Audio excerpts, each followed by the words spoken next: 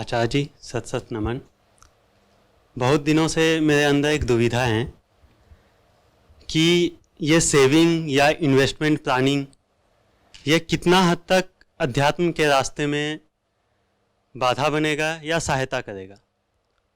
मैं अपनी ज़रूरत का 5-6 गुना ज़्यादा कमाता हूँ, लेकिन मुझे कुछ दिनों से यही लगता है कि ये जो एक सिस्टमेटिक इन्वेस्टमेंट प्लानिंग होती है या फिर कोई एक another source of income generate कर देना, शायद मुझे लगता है कि मैं इसके बाद संस्था को और भी अच्छे तरीके से सहायता कर पाऊँगा, या फिर मैं जो काम करना चाहता हूँ अगर एक बेसिक इसेंशियल की अगर हमेशा फुलफिल रहती है तो मैं एक और अच्छे तरीके से उसमें डिवोट कर पाऊँगा अपने टाइम और एनर्जी को।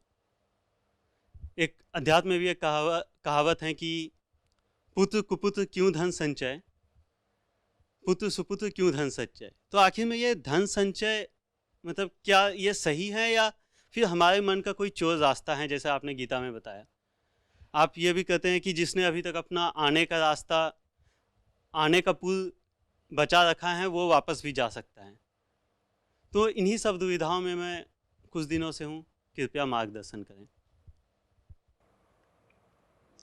देखो, बात इसमें बहुत सीधी या एक पक्षीय नहीं है कि कितना पैसा बचाना चाहिए या निवेश करना चाहिए।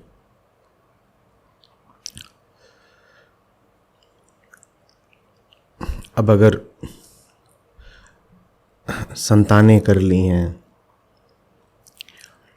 और पता है कि आगे वो पढ़ने जाएंगे और पढ़ाई में इतना पैसा लगता ही लगता है, तो अध्यात्म भी कैसे कह देगा कि बचत मत करो। क्योंकि बच्चों को शिक्षा देना तो एक आध्यात्मिक दायित्व भी है ना। सांसारिक शिक्षा अगर नहीं मिलेगी तो भीतरी आध्यात्मिक उन्नति भी नहीं हो पाती, बाधा पड़ती है। तो अब किसी के 2 बच्चे हो गए, 3 बच्चे हो गए, और ये अतीत की बात है, 15 साल पहले, तो उसको तो बचत करनी ही पड़ेगी। उस पर फिर फकीरों का सूत्र नहीं लागू हो सकता।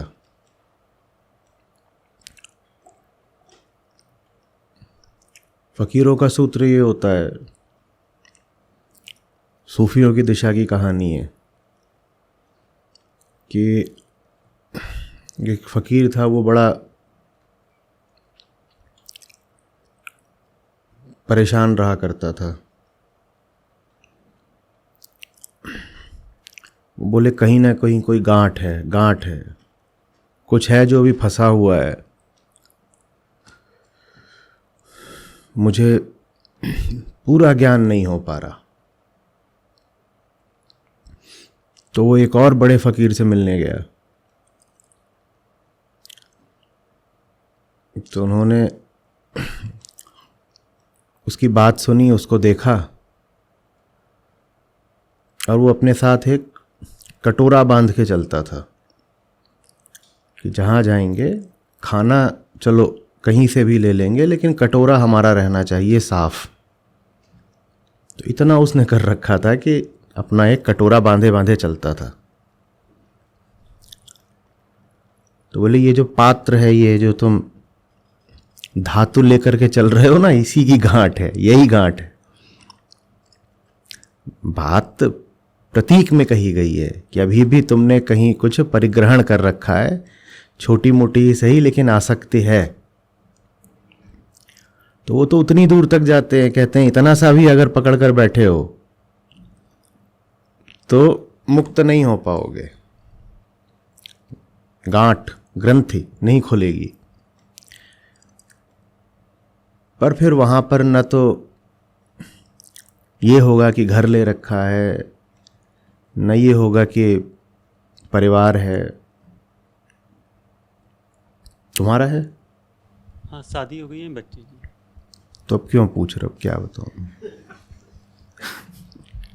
तो बच्चे हैं तो उतना तो रखना पड़ेगा ना बच्चों के लिए, जितना उनके लिए आवश्यक है? नहीं है, बच्चे नहीं। अच्छा, बच्चे नहीं हैं। बस शादी शादी शादी हुई है बस। बच्चे नहीं हैं। अच्छा, होंगे भविष्य में।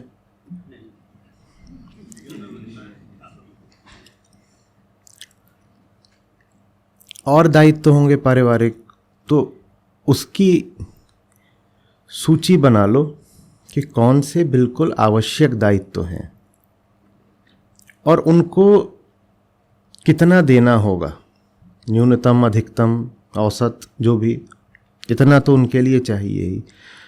तो उतनी बचत करना अपना दायित्व समझो। उसके आगे की कोई विशेष ज़रूरत है नहीं। पुराने जो अपने ऊपर कर्तव्य उठा लिए हों, उनसे मुंह नहीं चुराना चाहिए। मुक्ति आपको मिल रही होगी, जिसके प्रति आपका दायित्व है या जिसको आपने वचन दे दिया है, कुछ वादा कर दिया है, उसको तो न मुक्ति मिल रही है, न वो मुक्त होना चाहता है। उसको क्यों कष्ट दें हम? वो तो इसी भरोसे बैठा है कि कोई और हमारे लिए कुछ कर देगा या उपलब्ध रहेगा। तो उतना निपटा देना चाहिए और फिर रुक जाना चाहिए। और कोशिश करनी चाहिए कि जो पुराने कर्ज हैं उनको जल्दी से जल्दी चुका दिया जाए। उसके बाद आज़ादी रहती है।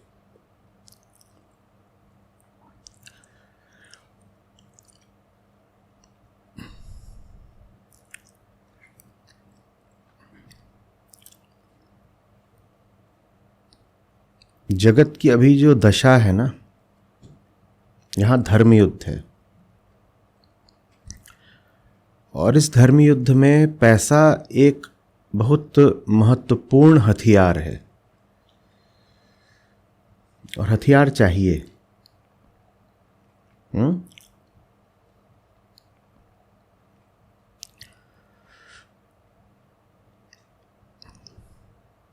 सिख गुरुओं के यहाँ से उल्लेख मिलता है कि लोग आए उनसे मिलने के लिए, तो कोई खाली हाथ आ जाए, कोई वस्त्र वगैरह ले आए, कोई कुछ और चीज़ ला रहा है जो साधारणतया लाई जाती है, भेंट, उपहार। उन्होंने सब प्रतिबंधित कर दिया, नियम बना दिया कि तुम्हें दिख नहीं रहा हम क्या कर रहे हैं? हम क्या कर रहे हैं? हम युद्ध कर रहे हैं। तो हमें क्या चाहिए? हथियार चाहिए। आओ ही मत हमसे मिलने, पर अगर आओगे तो हथियार लेकर आओ।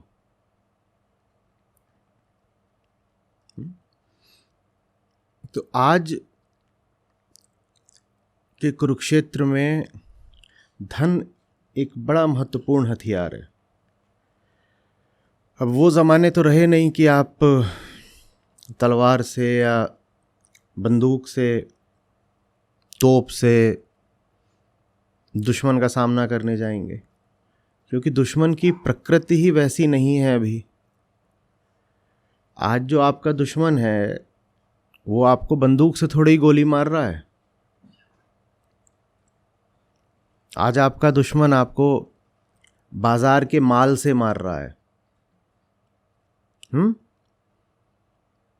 ये जो टीवी स्क्रीन है, इससे जो दुष्प्रचार होता है उससे मार रहा है ना? दुश्मन वहां मौजूद है। जहां मौजूद होता है दुश्मन, वहीं तो उसको हराना पड़ेगा ना। वहां पर धन बहुत आवश्यक है और ज्ञान। आज का शत्रु हमें झूठा ज्ञान दे देकर मार रहा है। पहले बड़ा दोष माना जाता था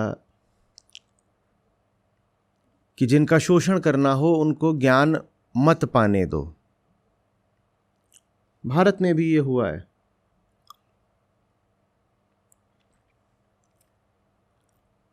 जनसंख्या के एक बड़े वर्ग तक ज्ञान पहुंचने ही नहीं दिया गया, क्योंकि अगर वो जान जाएंगे, समझ जाएंगे तो जागरूक होंगे ना। ये लेकिन तरीका अब पुराना हो गया। अब ऐसा नहीं करा जाता कि किसी का उत्पीड़न करना है तो उस तक ज्ञान पहुंचने मत दो। अब क्या करा जाता है? उस तक बहुत सारा ज्ञान पहुंचा दो झूठा, उसको डुबो दो बिल्कुल झूठे ज्ञान के समुद्र में। Feed feed feed, scroll scroll scroll.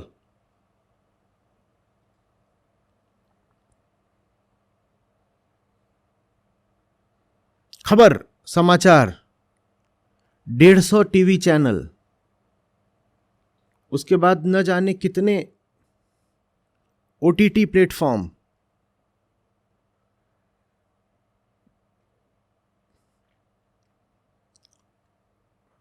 आप समझ रहे हो? क्योंकि अब ज़माना और टेक्नोलॉजी वहाँ पहुँच गए हैं जहाँ किसी तक सूचना का प्रवाह रोका तो जा नहीं सकता। तो आज अगर पूरी ही जनसंख्या का शोषण करना है तो उसका तरीका है कि प्रवाह को जहरीला बना दो। माया के तरीके देखिए। पहले हमें उसने प्यासा मारा, क्योंकि विज्ञान बहुत तरक्की नहीं हुई थी, तकनीक उतनी नहीं पहुंची थी और समाज की दशा ऐसी थी। हमें उसने पानी पीने नहीं दिया, पहुंचा ही नहीं पानी। और अब जब सारे बंध खुल गए हैं और पूरा प्रवाह है तो उसने क्या करा है? उस पानी में जहर मिला दिया है। कह रहे लो जितना पीना है पियो, लेकिन अब जहरीला कर दिया। ये तुम्हारा जो ज्ञान है, जिसकी तुमको प्यास थी, यही तुमको मार देगा। पहले लोग वंचित रहे क्योंकि उन्हें कुछ पता नहीं था। आज लोग वंचित हैं क्योंकि उन्हें सब कुछ पता है और पूरा गलत पता है। आप किसी भी व्यक्ति के पास जाइए, वो आत्मविश्वास से भरपूर है, वाणी व्यक्तित्व तो आंखों में छलछला रहा होता है। ज्ञान, आत्मविश्वास, मुझे पता है, मैं जानता हूं, मैं बताऊंगा। दुनिया का कोई भी मुद्दा हो, उसके बारे में दुनिया का कोई भी आदमी विशेषज्ञ है आज।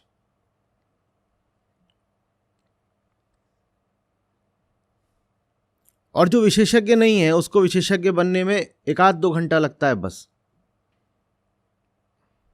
जाओ और इंटरनेट पर कुछ पढ़ लो, विशेषज्ञ बन जाओ और औरों को भी बताओ।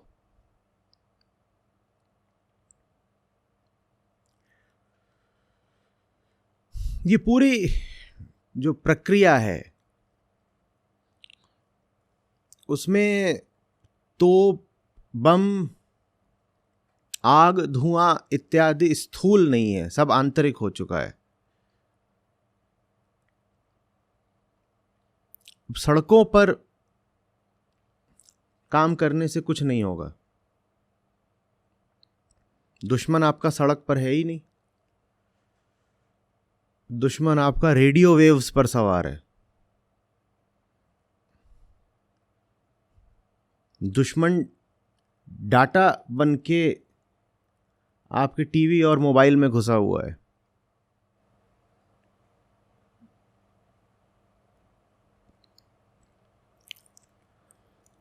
ये सारी चीजें साइंस की हैं। ये सब टेक्नोलॉजी और रिसर्च के उत्पाद हैं।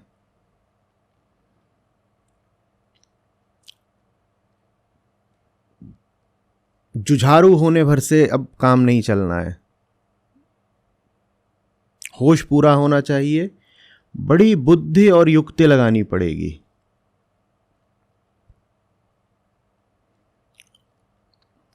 पूंजीवादी विश्व है,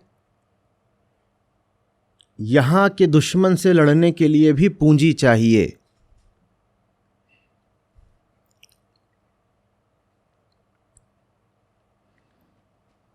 उस दिन मैंने कहा था ना कि किसी को मारना क्यों अगर उसको ग्राहक बनाया जा सकता है। ऐसा है आपका आज का दुश्मन। वो आपको मारता नहीं है, वो आपको जहरीला ज्ञान दे करके अपना ग्राहक बना लेता है, और जो ग्राहक बन गया वो गुलाम बन गया। आप क्या पसंद करोगे? आपके सामने कोई है, आप उसको मार दो या अपना सेवक बना लो, आपका ज्यादा फायदा किसमें है? ऐसे चल रहा है आज का खेल। आपको सेवक बनाया जाता है, और सेवक ऐसे नहीं बना रहे, फिर कह रहा हूं कि यहां पे कनपटी बंदूक रख दी, चलो मेरा काम करो, ऐसे नहीं। सेवक कैसे बनाया जा रहा है? बाहर बंदूक रख के नहीं, भीतर जहर डाल करके। किसका जहर? झूठे ज्ञान का, गलत ज्ञान का, गलत धारणाएं, गलत सिद्धांत, आधारहीन तर्क।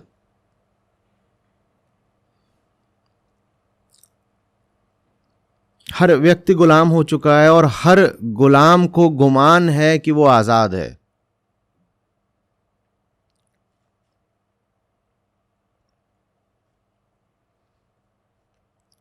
अब ऐसे समय में आप क्या करना चाहते हैं? आप जवान हैं, आप कह रहे हैं आप कमा रहे हैं,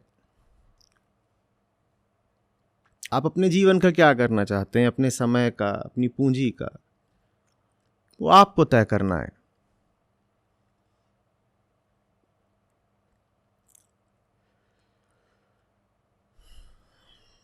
भूलिएगा नहीं, ये लड़ाई किसी और की नहीं है।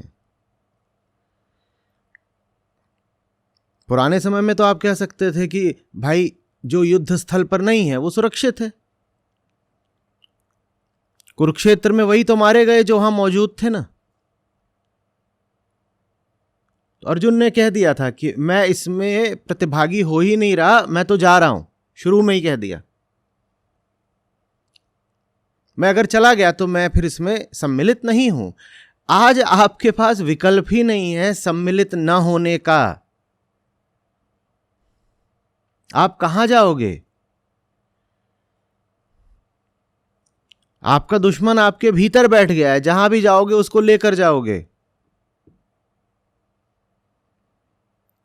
जहां भी जाओगे वहां बाजारें होंगी ना। अपने परिवार को जहां भी लेके जाओगे वहां स्कूल, कॉलेज, विद्यालय होंगे ना। तो ज्ञान तो आ ही रहा है, सूचना तो आ ही रही है, मन पर, इंद्रियों पर हमला तो हो ही रहा है। और जहां भी जाओगे, व्यावहारिक बात ये, जेब में मोबाइल तो होगा ना। अब बोलो बच कैसे लोगे? पहले तो कह सकते थे बाहर दंगा हो रहा है, चलो चलो घर के अंदर सब छुप जाओ, खिड़की दरवाजे बंद कर लो, हम शांति प्रिय लोग हैं, हमें दंगाइयों से क्या है। आज आपका दुश्मन आपको आपके घर के भीतर घुसकर मार रहा है बिना दरवाजा तोड़े। तो हम में से जिनको यह लगता है कि साहब हम सज्जन आदमी हैं, शांति प्रिय, बिल्कुल हमें लड़ाई झगड़े से कोई मतलब नहीं, हमारी अपनी 4 लोगों की दुनिया है, हम उसमें संतुष्ट रहना चाहते हैं। आप गलत सोच रहे हैं। वो आपके घर में घुस चुके हैं, वो आपके मन में घुस चुके हैं। आपका 8 साल का मुन्नू मोबाइल से खेलता है या नहीं? खेलता है या नहीं? और कब तक रोक लोगे? 8 में छीन लोगे मोबाइल तो 12 में तो उसके हाथ में दोगे। क्लासेस भी ऑनलाइन है, कब तक उसको मोबाइल से दूर रखोगे?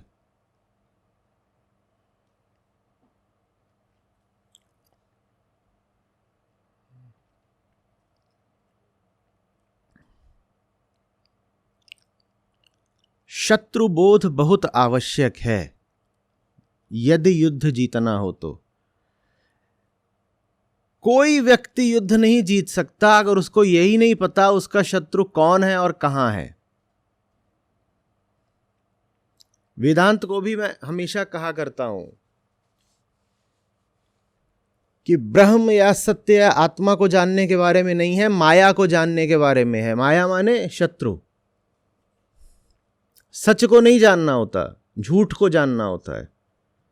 जो झूठ को नहीं जान रहा वो जीवन भर गुलाम रहेगा। क्या आप जान रहे हैं आपका शत्रु कहां है? आपको माया कहां से पकड़ रही है? या बस खुश हैं, मेरा तो सब ठीक चल रहा है?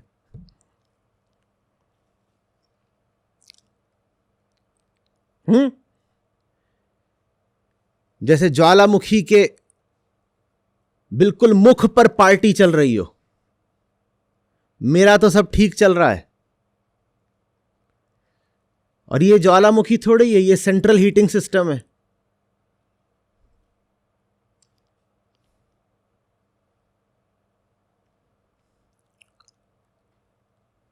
हम सब ज्वालामुखी के ऊपर बैठे हुए हैं, वहीं घर बना हुआ है और सबको लग रहा है सब ठीक चल रहा है।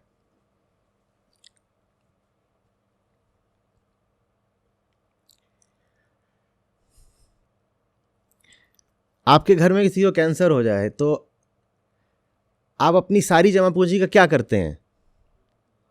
हाँ, इलाज में लगा देते हैं ना। घर बिकता हो, जमीन बिकती हो, गहना सोना जायदाद सब बेच बाच के कहते हैं कि अपना है, प्रियजन है, बचाना है। यही करते हैं ना। तो वहां तो एक को घातक, प्राणघातक बीमारी लगी होती है। यहां तो जो पूरा परिवार है उसको ही लग रही है, लगनी है, 100% अनिवार्यतः लगनी है। अब बताओ पूंजी किसके लिए बचा रहे हो?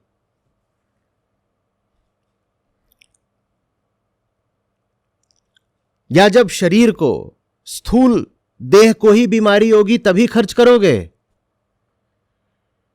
और वो भीतर से पागल विक्षिप्त हो जाए, बिल्कुल भीतर से प्राणहीन हो जाए, तो कहोगे नहीं अभी कुछ नहीं हुआ। जब डॉक्टर घोषित कर देगा कि कैंसर हो गया है, तब तो सब निकाल के ले आओगे कि जल्दी जल्दी डॉक्टर को दे दें कि इसको बचाइए।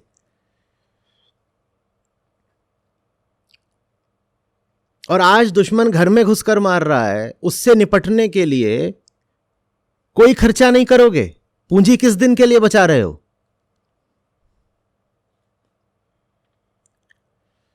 शत्रुबोध ही नहीं है ना, दिख ही नहीं रहा। और यही तो माया की सूक्ष्म चाल है आज की। वो आज दिखती नहीं है, सर्वत्र है, दिखती कहीं नहीं है।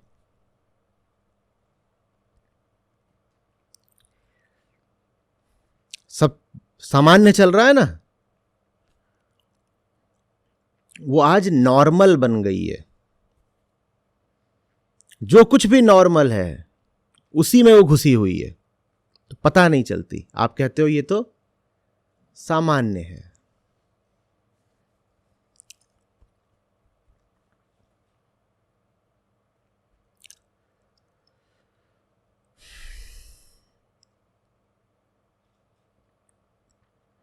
जितना आक्रमण आम आदमी पर आज हो रहा है पूरी ईमानदारी से, और जितनी मेरी थोड़ी बहुत बुद्धि है उससे बता रहा हूं, उतना कभी भी नहीं हुआ।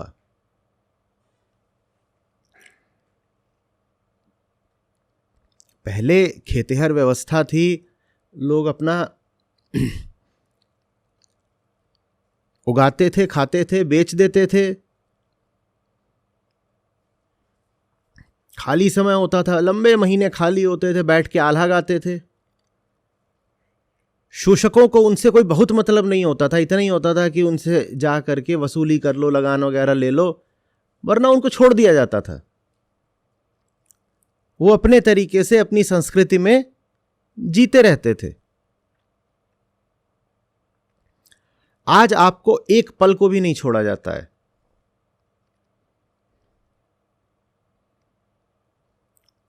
वो आपके खून की एक एक बूंद चूस लेना चाहते हैं। ऐसे नहीं कि खून आपके शरीर से बाहर निकाल लेंगे।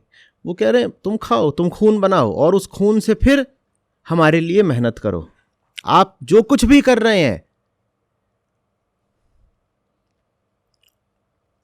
उसका फायदा कोई और उठा रहा है,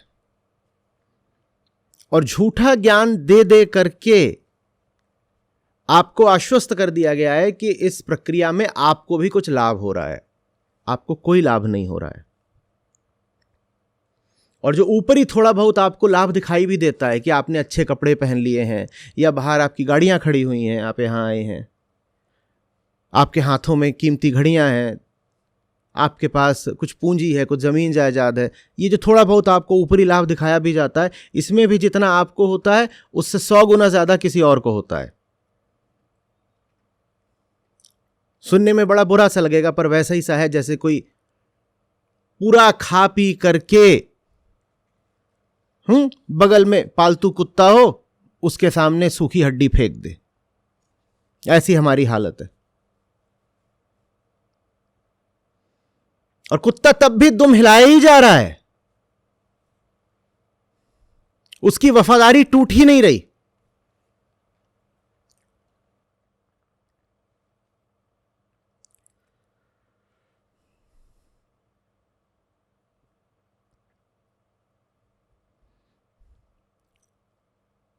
हम चूंकि स्थूल लोग हैं ना, और स्थूलता का क्या मतलब होता है कि आपको स्थूल पदार्थ ही चारों ओर दिखाई देते हैं। स्थूल समझते हो ना? स्थूल माने क्या? जो इंद्रियों पे चलता है, जिसको वही चीजें बस दिखाई देती हैं जो आंखों से देखी जा सके, हाथों से छुई जा सके। तो स्थूल आदमी जीता है पदार्थ की दुनिया में। और पदार्थ सारे किससे खरीदे जा सकते हैं? पैसे से। तो उन्होंने दो काम करे हैं। अपने पास रख लिया है पैसा और आपके पास रख दी है स्थूलता। अब देखो ये कितना घातक मेल हुआ। आपके पास स्थूलता रख दी। कैसे स्थूलता रख दी? गलत ज्ञान दे दे करके। पूरा आपको ज्ञान ये चटा दिया गया है कि जो स्थूल है वही पाना, तो उसी को इकट्ठा करना, उसी में जीना ही तो जिंदगी का लक्ष्य है, वही हैप्पीनेस है। तो आपको दे दी है स्थूलता, स्थूलता दे दी है, तो आप किसके पुजारी और किसके ग्राहक बन गए हैं? पदार्थ के। और पदार्थ आता है पूंजी से। पूंजी किसके पास है? पूंजी उनके पास है। पूंजी उनके पास है और पदार्थ की प्यास आपके पास है। तो क्या होगा नतीजा? पूंजी उनके पास है, पदार्थ की प्यास आपके पास है, पदार्थ पूंजी से आता है। नतीजा क्या होगा इस मेल का? गुलामी, गुलामी, गुलामी। उन्होंने आप में भर दी है प्यास। और चीजें हों, और चीजें हों, तरक्की करनी है जिंदगी में, आगे बढ़ना है। आप में भर दी है प्यास और पूंजी रख ली है अपने पास।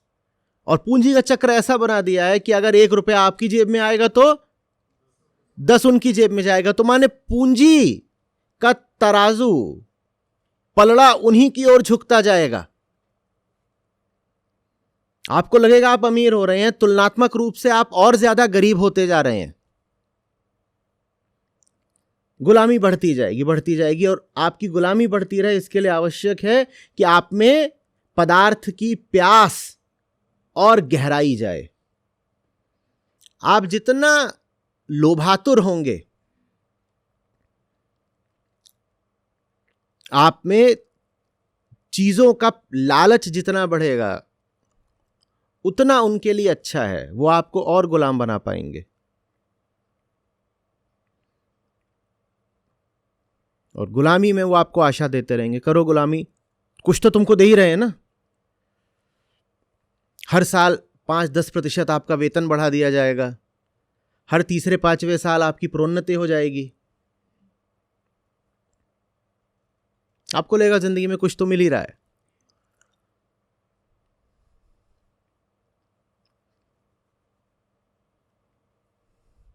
तो दो चीजें हैं इस युद्ध में जो बहुत बहुत महत्वपूर्ण है। देखिएगा कि उनके पास क्या है। उनके पास है पूंजी, और आपके पास क्या है? झूठा ज्ञान। यही दो संसाधन चाहिए हमें।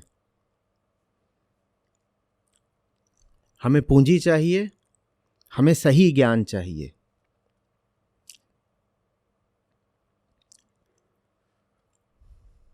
दिक्कत बस ये है कि सही ज्ञान को भी लोगों तक पहुंचाने के लिए पूंजी चाहिए।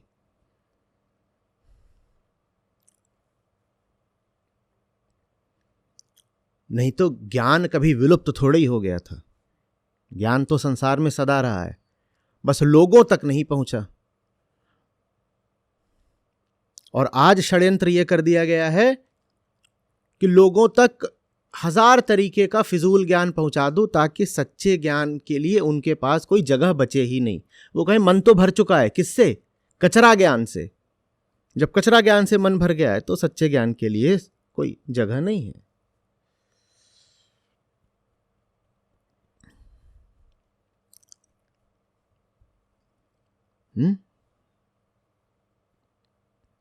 पूंजी है आपके पास यदि, और अपना हित चाहते हैं, स्वजनों का हित चाहते हैं, तो उसको भीतरी अज्ञान को काटने में लगाइए और कोई उसका जायज इस्तेमाल नहीं हो सकता।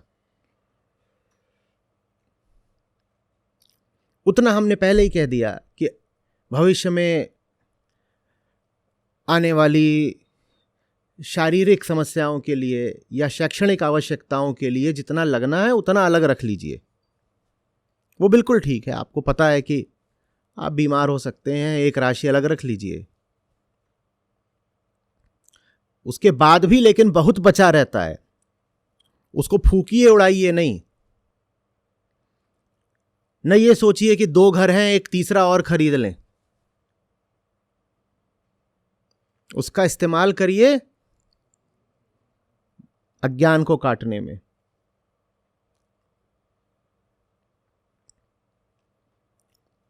मुझे लगता है इससे ज्यादा स्पष्टता से मैं नहीं समझा पाऊंगा कभी, और अगर आप अभी भी ना समझ पाएं तो मेरा दुर्भाग्य है।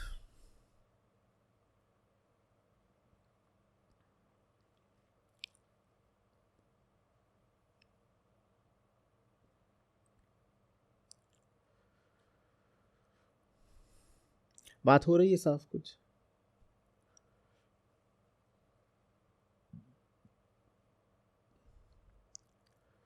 बोलिए। बात काफ़ी हद तक क्लियर हो गई। एक और सवाल था कि संस्था को शस्त्र चाहिए या योद्धा? क्या करूंगा क्या करूंगा शस्त्रों का, अगर उन्हें चलाने वाला कोई नहीं।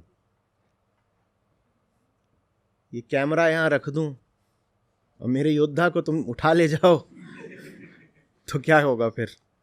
ये शस्त्र है, वो यही है गांडीव।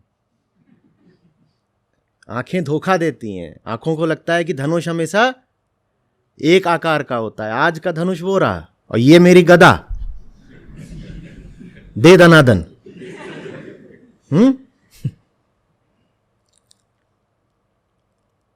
समझ में आ रही है बात? योद्धा के लिए भी लेकिन पूंजी चाहिए बच्चे। योद्धा भी कौन बनेगा? सब योद्धाओं के दिमाग में तो भर दिया है कि जिंदगी में एक ही चीज चाहिए, क्या? और योद्धा को नहीं भी चाहिए तो उसके मां बाप को चाहिए।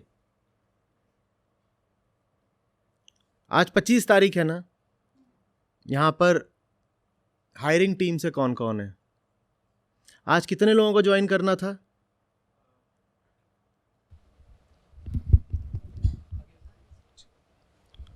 जी पिछले करीब 2 हफ्तों में 18 लोगों ने बोला था कि वो आज 18 लोगों को ज्वाइन करना था। करा कितनों ने? 2 दिन पहले 8 लोगों ने बोला था कि वो आएंगे। 18 ने ऑफर स्वीकार करा था, आज ज्वाइन करने वाले थे। 2 दिन पहले 8 हो गए वो, और कल रात को मैं शुभंकर से कह रहा था, महीने के अंत तक अगर 2 बच जाएं तो किस्मत है तुम्हारी। वो 8 भी आज सुबह 4 हो चुके हैं अभी। अच्छा, 4 हो चुके हैं, ठीक। सबको यही है कि पैसा कम मिल रहा है, और जिनको नहीं भी लग रहा पैसा कम मिल रहा है, उनके घर वाले यहां आके उठा के लेके जाते हैं। रात में 2 बजे 3 बजे अचानक एक गाड़ी रुकेगी, उसमें से 4 कमांडो उतरेंगे, बूढ़े बूढ़े से होंगे, लंगड़ाते हुए से आएंगे। एक आध उसमें फीमेल कमांडो भी होगी, और घुसेंगे, और वो स्टेन गन, मशीन गन का इस्तेमाल नहीं करते, वो आंसुओं का इस्तेमाल करते हैं। आकर के हाय हाय रोना शुरू कर देंगे, और मेरा एक योद्धा वीरगति को प्राप्त हो जाएगा। गया। कुल समस्या क्या? बेटा तूने इतना पढ़ा लिखा, ये सब करा, इतने कम पैसे में काम करेगा? कम से कम ₹1,00,000 तो मिलना चाहिए ना महीने का।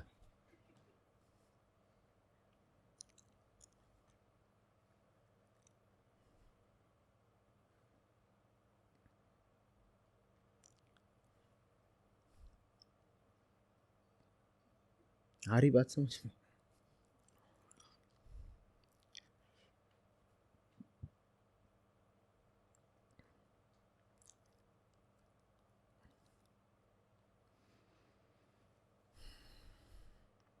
अब 18 ने अगर आवेदन किया, फिर बातचीत करी, साक्षात्कार हुआ, फिर संस्था में आना स्वीकार करा, तो उनका तो दिल रहा ही होगा काम करने का। और हम बात भी सिर्फ उन्हीं से करते हैं जो मुझे सुन रहे हो कम से कम साल भर से। तो ऐसा नहीं है कि बिल्कुल विदेशी थे, अपरिचित थे। वो मुझे जानते हैं, उनका मुझसे कुछ आंतरिक लगाव है, तभी यहाँ आके करना चाहते थे, तभी आवेदन करा, पूरी प्रक्रिया से गुजरे, और फिर एकदम तैयार हो गए आने के लिए भी। वो तो सब जानते ही हैं। अंत में कौन सी अड़चन बच जाती है? एक ही तो, पैसा। पैसा और भी होता है दूसरा ये कि नौटियाल जी शादी तोड़ देंगे। उसकी सगाई होने वाली थी, बोले वो तो ये सोच रहे थे ना कि तू आईटी में काम करता है। उन्होंने तो सॉफ्टवेयर इंजीनियर को अपनी लड़की दी थी, अब तू यहां आ जाएगा तो वो शादी ही तोड़ देंगे। दहेज मारा गया सारा।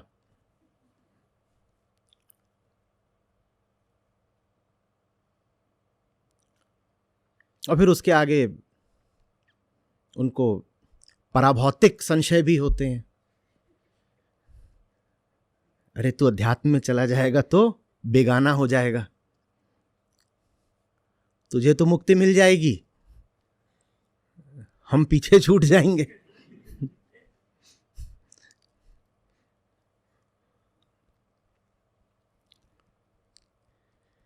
कैसे काम आगे बढ़ाएं, क्या करें? हर महीने ये होता है, 4 कदम आगे बढ़ते हैं, 4 कदम पीछे आ जाते हैं, या चलो 3.5 कदम पीछे आ जाते हैं। कुल मिलाकर के वैसे ही है कि सूर्यास्त होने वाला है,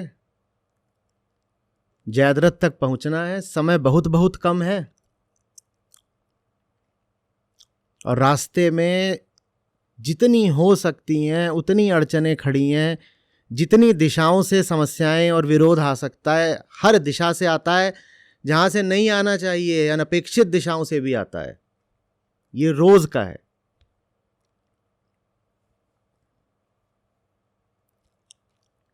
और सूर्यास्त होने वाला है, और अर्जुन ने कह रखा है कि सूरज ढला नहीं और मैं मरा।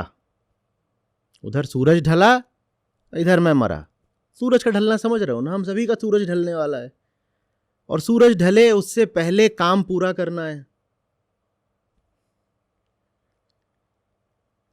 बच्चे को हमारे मार दिया उन्होंने पहले ही,